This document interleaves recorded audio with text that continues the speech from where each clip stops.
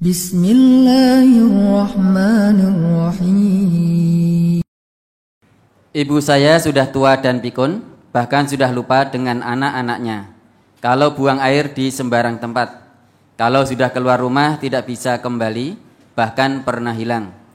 Sekarang dia saya kunci di dalam kamar, dikeluarkan hanya kalau mau dimandikan dan makan, dan berjemur setiap pagi.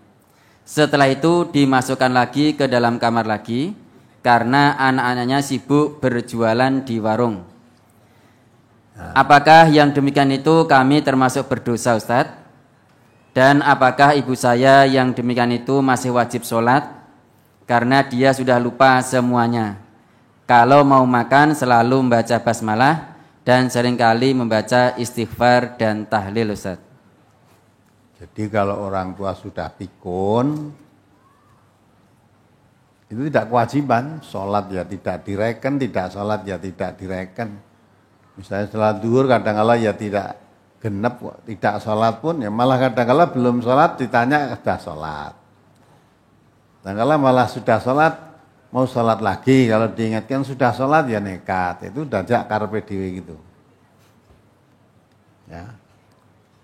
Nah, tetapi yang begitu itu, ya Allah memerintahkan, justru kamu harus lebih hormat, lebih hati-hati, jangan sampai terhadap orang tua yang sudah begitu itu sewenang-wenang. Wala taqulahuma uffin.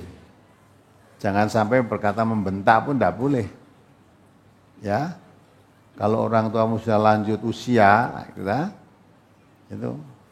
itu perlu meningkatkan kesabaran anaknya itu. Nah itu kan, maka Nabi kan tepat kan, anak itu sebaik apapun, karena ada seorang anak tanya kepada Nabi, ya Rasulullah, ibu saya sudah tua, kemana saja ibu saya gendong. Ya. Saya tidak pernah bermuka masam dalam melayani beliau. Hasil pekerjaan saya, gajinya berapa, saya berikan semua pada ibu sebelum saya gunakan. Setelah ibu mengambil seperlunya, lah selebihnya yang diambil ibu baru kita gunakan. Kemana-mana saya gendong. Apakah saya yang begitu sudah membalas kebaikan orang tua atau ibu saya? Nabi mengatakan, satu tarian napas pun belum.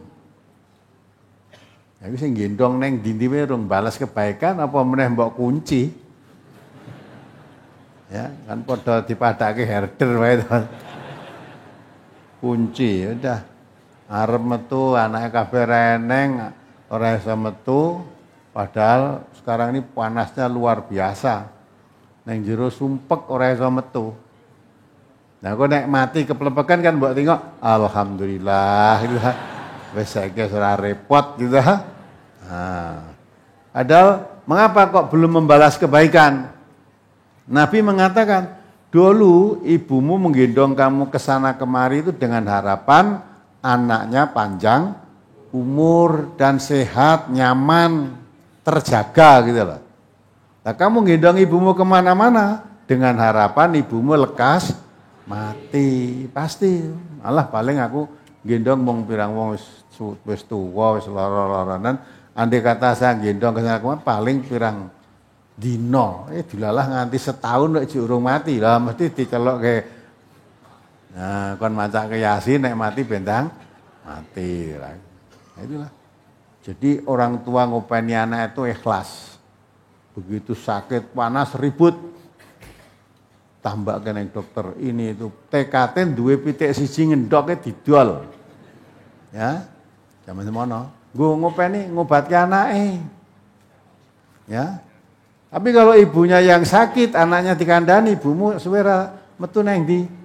Dikoki kancane, tanggane. Wah pun lagi sawet ae gerah. Napa ora diobatke? Alah wis tuwa kok. Ndah, wis tuwa nek diobatke nek mari ndak ejek kesuwen uripe itu ta. Nah, inilah maka walaupun kamu sudah menggendong ibumu ke sana kemari, urung bales kebaikan ibumu. Ya, kecuali kalau ibumu jadi budak Budak belian zaman dahulu budak. Kamu tebus, kamu merdekakan, lah kamu baru membalas kebaikan orang tua. Di situ bisa berarti kita mengerti gambaran jadi seorang budak itu betul-betul luar biasa. Hinanya pada saat itu, rekosonya. Ya, maka ditebus, bebaskan, biar hidup merdeka. Kalau ditebus malah dikunci neng kamar. Coba kalau kamu bayangkan, mama kamu dikunci neng kamar itu biar kan susah tak mau keluar karena sibuk. Nah, kalau sibuk mau digilir wong anaknya akeh.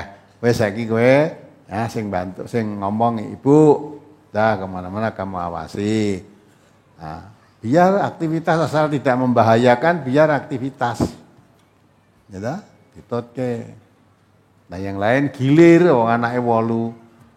Gilir nih gini, besok saya ganti, besok ganti lagi tuh. Itu penghormatan pada orang tua, orang malah dikunci. Nah, itu tidak termasuk hormat kepada orang tuanya. Ya coba kamu bayangkan saja, coba. Masuk ke kamar, digembok, raruh awa padang neng jopo. Tambah stres tuh nanti. Lebih baik anaknya berapa? Rembukan, dipiketi. Hari ini yang piket kamu, nanti besok saya. Itu gantian gitu loh. Awasi. Biar aktivitas, perlu biar jalan-jalan, biar sehat kok. Ya. Asal tidak membahayakan bagi dirinya, biarkan saja. Diawasi saja. Tapi kalau membahayakan, nah itu diingatkan. Mau golek gampang anak wis, mbok wis rasa melayu yang dindi. Ya, nanti kamar deh, gembok kunci rampung. Nanti kamar ya taleni sikilet, dirut karo apa gitu. Istilahnya dipasung apa piye gitu. Nah, itu tidak manusiawi. Apalagi jangan ada perbuatan semacam itu. Nabi itu mengatakan kok, kalau kamu memelihara atau diikuti oleh orang tuamu sampai pikun, sampai tua, mati di pangkuanmu, kok tidak bisa masuk surga, kamu rugi. Ya, jadi anak diikuti oleh orang tuanya sampai umurnya lanjut, sampai mati di pangkuannya, maksudnya mati dalam tanggungannya di situ.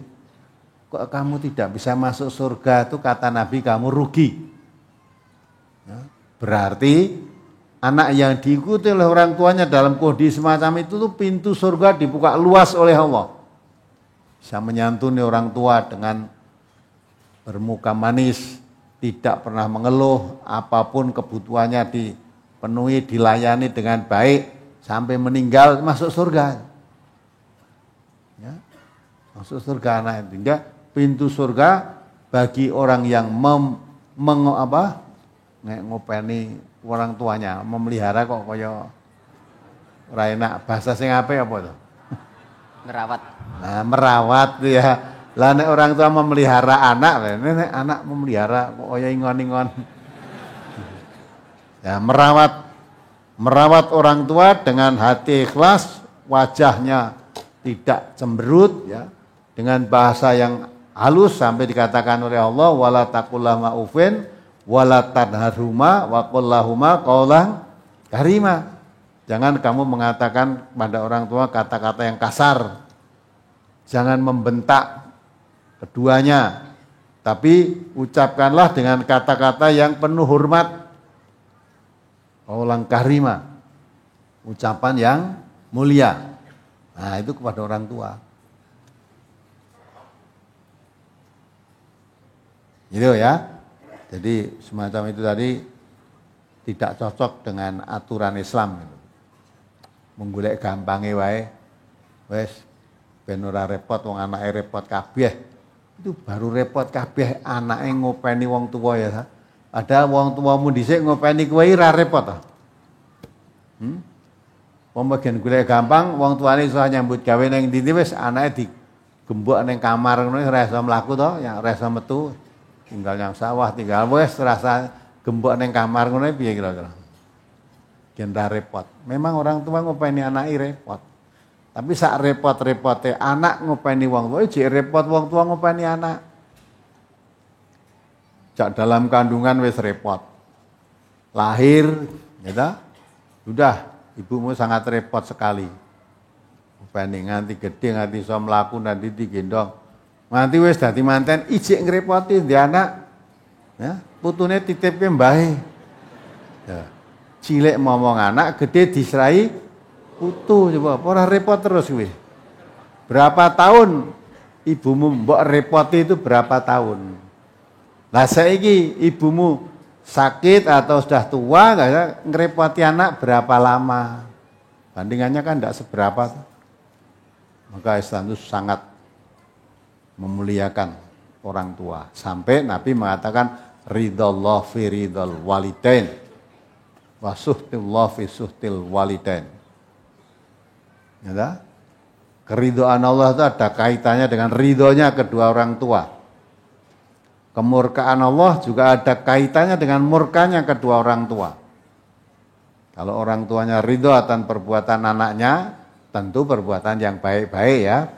Ora kok wong tuane ridho, ben anakku gawe ji aku ya ridho kok. Nah, itu orang tua yang tidak genah itu. Maksudnya Allah ridho, kalau orang tua ridho itu kalau anak itu berbuat yang baik. Kalau berbuat yang tidak baik, tentu orang tua tidak ridho. Ya, masa orang tua anaknya berbuat tidak baik kok ridho? Nah itu. Juga sampai orang tuanya marah karena perbuatan anaknya yang tidak baik tadi, Allah juga murka. Maka orang tua itu jangan diabaikan. Kalau anak itu sok kurang ajarnya wong tuane. Tidak sedikit. Padahal dulu kecil diupani gede bareng dadi wong sugih, wong tuane tetap melarat. Ya. Karena usahanya sukses, jadi orang kaya, sudah. Ada kok, apalagi jadi pembesar. Nah, koni itu ibune ini sok isin. Ya. Sudah ibunya datang wong kon desa asli pakai jarir kampung itu loh, ya ta. Terus susuran jegel gitu ya ta. Nah, moro puas kono lagu pertemuan karo besar-besar pengusaha-pengusaha sukses wong sugih-sugih. Ibuke teko. Kok akeh men wong eneng apa to le teko. Nah, kancane men kuwi mau sapa to? Kuwi wong mburi kono. Ora kok oh iki ibuku, ora isin ngaku ibuku ngono isin. Nah, dan bagaimanapun juga ibu itu enggak boleh. Walaupun kamu sugih tanpa perantara ibumu kamu enggak jadi sugih. Ya, tanpa perantara ibu kamu kan enggak lahir di dunia, tidak disebut namamu. Karena kamu disebut namamu, kamu jadi pembesar negeri. Jadi wong sukses, kaya, buandane ning endi lah kok ngaku ibune isin. Itu ndak akan selamat lah. Nek wong Jawa ngandaki usuk kualat karo mboke iki. Padahal tembung kualat ya tidak ada, tapi itu tadi kalau orang tuanya tidak ridho dengan perbuatannya, Allah tidak ridho. Lah hidup tidak diridhoi Allah itu jadi apapun nggak akan enak. Allah tidak ridho. Tapi kalau hidup diridhoi Allah, dimanapun dia berada, selalu enak, nikmat, karena ridho Allah.